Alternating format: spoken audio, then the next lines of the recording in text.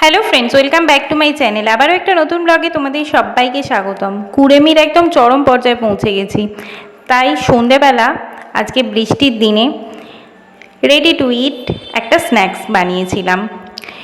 এরকম কোনো জিনিস সেভাবে আমি আগে খাইনিও বলাটা ভুল, খেয়েছি। কলকাতায় যখন থাকতাম তখন প্রায় সময় আনা হতো, কিন্তু আমার খুব একটা পছন্দের খাবার এটা ছিল না। এই চিকেন নাগেটসটা আমি রিসেন্ট আর কি আনিয়েছিলাম। তো বৃষ্টি পড়ছে দেখে এত বেশি কুড়েমি লাগছিল যে এটাই ভরসা। কিন্তু সন্ধেবেলা বৃষ্টির দিনে কোনো একটা পকোড়া বা কিছু গরম গরম ভাজা খেতে খুবই ভালো লাগে। তো তারই আর কি যোগাযন্ত্র লাগিয়েছিলাম।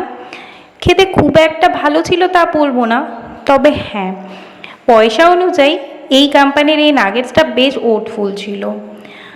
বেশ ভালোই খেয়েছিলাম। আমার ছেলে অনেকক্ষণ ধরে আইসক্রিমের জন্য কান্নাকাটি করছিল। আইসক্রিম অবশ্য ওকে আমি বিকেলবেলা একবার দিয়েছিলাম বলে আর দিইনি। আর এগুলো দেখে খুব খুশি হচ্ছিল, হয়তো খিদে পেয়ে গেছিল।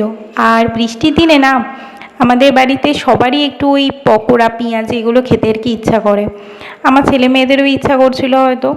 তো যাই হোক, বেশ অনেকগুলো একসাথে ভাজতে বসিয়ে দিয়েছিলাম, আর সবারই বেশ ভালোই খেয়েছি এটা। কিন্তু ব্যাপারটা হলো, এটা একটু ঝাল ছিল না, একদমই স্পাইসেস বেশি ছিল না এতে। এর আগে আমি যতবার চিকেন নাগেটস খেয়েছি বা নিজেও বানিয়ে খেয়েছি, এর ভেতরে বেশ গার্লিকের পরিমাণ একটু বেশি থাকলে বা একটু ঝাল ঝাল থাকলে বেশ ভালো লাগে। এটা উইদাউট সস খুব একটা ভালো লাগছিল না। আমি অবশ্য সস ছাড়াই খেয়েছিলাম, কিন্তু এটা সস দিয়ে খুব একটা ভালো লাগতো হয়তো। তোমরা নিচে কমেন্ট করে জানিও যে কে কে এরকম রেডি টু ইটের কী প্রোডাক্ট খাও। আমি সেগুলো একবার ট্রাই করে দেখব। তো দেখো, এটা আমি মার্কেটে নতুন দেখলাম, 500 গ্রাম ছিল। আর এটা বানাতে হয় কিভাবে তার ওটাও আমি তোমাদের সামনে একটু দেখালাম। জাস্ট কিছুই করতে হয় না। আমি তো ফ্রাই প্যানের মধ্যে সামান্য একটু তেল দিয়ে এটা ভেজেছিলাম। এত কম তেলে এটা ভাজা হয়ে যায় না যে অবিশ্বাস্য। এয়ার ফ্রায়ারে যারা ভাজবে তাদের তো আরোই ভালো, একদমই তেল লাগবে না, উইদাউট তেলেই একটা ভালো স্ন্যাক্স হয়ে যাবে। বাড়িতেও এরকম চিকেন নাগেটস বানানো যায়, জানো তো। আমি আগে বানিয়ে রেখেছিলাম একবার। বেশ অনেক দিন স্টোর করা যায় ডিপ ফ্রিজে রেখে, প্রায় নিয়ার অ্যাবাউট 15 দিন তো এটা থাকে। কিন্তু হ্যাঁ, একটাই ব্যাপার, এই চিকেন নাগেটসগুলো বেশি দিন ফ্রিজের মধ্যে আমাদের এই নর্মাল ফ্রিজেতে রাখলে কি হয় না, একটু টক ভাব হয়ে যায়, মানে আর কি একটু খারাপ হয়ে যায়। তো দেখো, লাল লাল করে ভেজে নিয়েছি, আর কিছুই করতে হবে না। এটা তো শুধুই খাওয়া হয়ে গেছিলো।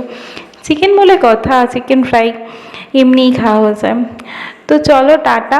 আজকে যা সন্ধেবেলা করেছিলাম তারই একটা ব্লগ বানালাম। তোমরা কীভাবে এই বর্ষা এনজয় করছো নিচে কমেন্ট করে জানিও।